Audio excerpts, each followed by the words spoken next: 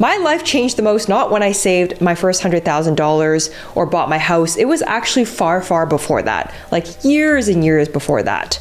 It's when I saved my first $10,000. Back then, I was working part-time jobs at coffee shops and grocery stores, and every dollar felt like a mountain. In today's video, I want to talk about 6 reasons why everything changes after $10,000 and what you can do to get there. The first reason why $10,000 is so life-changing is because you've learned the power of saying no.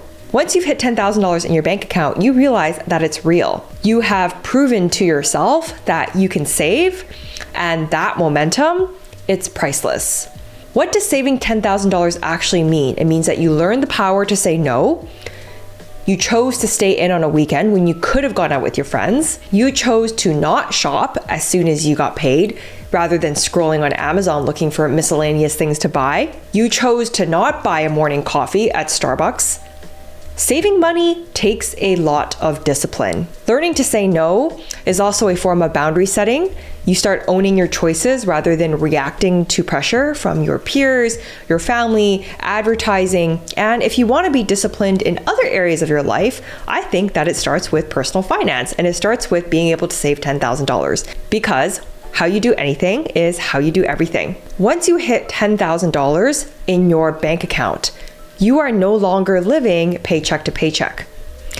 Now, prior to that, you may feel like every time you get paid and you want to buy something, that you have to think in your head, can I afford this or not, right? Every spending decision is a question in your head.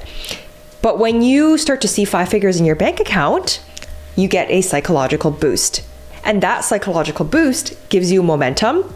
It gives you financial confidence to do it again. So maybe the first $10,000 you saved took you 8 months or 10 months.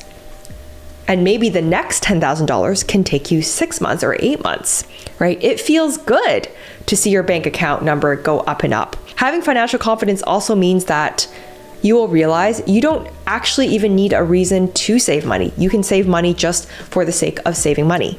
Being able to save $10,000 is a sign that you know what comes in, what goes out, and why. Now, I'm saying this as a CPA. A lot of people, when it comes to their money, don't really know or understand their own numbers. Maybe this sounds familiar to you, but life feels like waking up, going to work, paying bills, waiting for the weekend, and then this cycle repeats.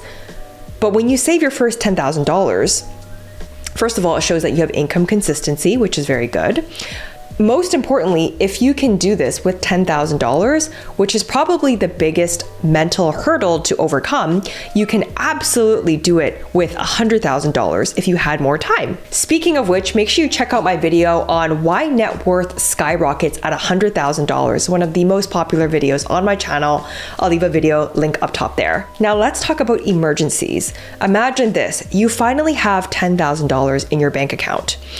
If an emergency hit, let's say your car blew a flat tire, okay, something happened with your engine and you need to repair or fix your car. Maybe you had an unexpected trip to the emergency room or a medical bill that's come up. Maybe there was a flood, a broken roof, a damage to your home. You had to take your dog to the vet. According to this article that was published by Dave Ramsey's company, a single person household spends an average of $4,641 on expenses.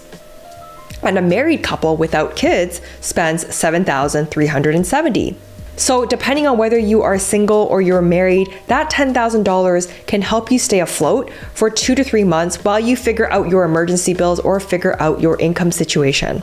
The next reason why $10,000 will change your life is because with money, you always have options. When you have $10,000, you have the ability to choose. Do I want to pay off debts? Do I want to invest? If you're deciding between one or the other, paying off debts or investing, make sure you check out my video on top. Financial options means freedom. Freedom to say no if a job is toxic. Freedom to walk away from a bad relationship. Freedom to take risks, to travel potentially, and rest without panic. $10,000 means that you're financially stable. You're not just forced to live somewhere because it's cheap. You can choose safety, convenience, or lifestyle. You are no longer stuck in survival mode. $10,000 is the foundation of building wealth. You will have fewer sleepless nights, you will have less money stress, and overall more confidence to handle whatever life throws at you. So if you're looking to start investing or start becoming an investor to grow your wealth, $10,000 is a huge milestone. The first $10,000 I ever saved in my first full-time job, I put that all into stocks and into the markets. What I did is I bought a couple of different lower risk blue chip stocks. So $10,000 gives you more risk tolerance, and it gives you the ability to diversify and consider different investment options without risking your entire financial security. So for example, if I had $10,000 and I wanted to start investing, I definitely wouldn't go out and buy one stock if I'm a beginner. I would split that $10,000 into a few different choices. And this is where risk tolerance grows. Because when you have $10,000 or that 5-figure mark in the bank or in your investment account, you're no longer terrified of what happens if something goes wrong. You can afford to take courses or test a small business idea, maybe try freelancing, right? It's not about being reckless, it's about giving yourself a foundation. Risk doesn't mean ruin, okay? You can still take calculated risks, but you're not paralyzed by fear because you know that you have a cushion.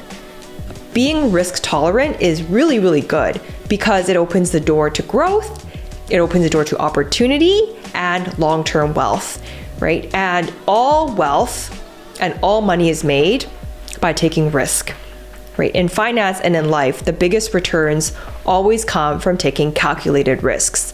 And $10,000 allows you, again, to spread out your risk so that you can take calculated risks. So let's give 2 examples. Let's say you only had $1,000 to invest and you can only put that into one stock. Well, that's very risky, right? And not really how people make money when they invest. Versus if you had $10,000 and you bought 5 different stocks, let's say that 4 of them were really good picks and one of them was not a good pick. That's very normal, by the way, right? But the gains from those 4 winners exceed the loss of the one loser.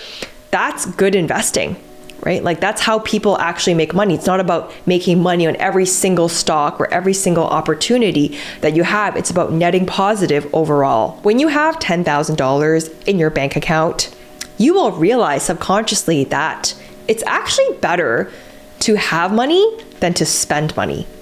And that's a huge foundational shift or mental shift in your head, right? Wealth is rarely accumulated overnight. And having $10,000 means that you've proved to yourself that you are now a saver, not a spender. And it'll put into perspective that it's, again, far more rewarding to have money in your bank account. The ability to maintain a $10,000 savings amount also means that you have the ability to postpone gratification. And when you have the ability to not act on your first impulse, that immediately puts you ahead of most people.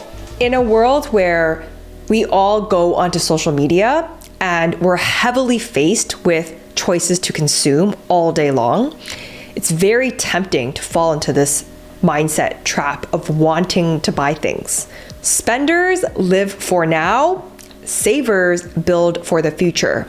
It feels better to own your own life than to own stuff. When you spend, you tap that credit card, you hear that ding, or you add to cart on Amazon and check out, gives you a little bit of a dopamine spike. But having money, and this has nothing to do with being rich, it makes you feel good every single day. Now, I still remember to this day the feeling of having saved my first $10,000. I will never forget it. It was just relief and a huge momentum builder in my life. Because when you've never had that much money in your bank account before, it just feels like this huge burden has been taken off of your mind because everything up to that point has felt like a struggle. I made another video a while ago on how much you should save by age. And in that video, I broke down the exact savings goals that you should achieve by 30, 40, 50, and 60 if you want to become a millionaire. We get deep into Excel in that video. I factor inflation, life expectancy, what happens if you do or you don't invest. It's a very detailed video that I think you'll love. And most importantly, how much you should be saving to catch up if you haven't started saving already and you want to become a millionaire. It's a very detailed video that I think you'll love if you enjoyed this video or videos about saving money. So link up top there. I'll see you guys in the next video. Until next time.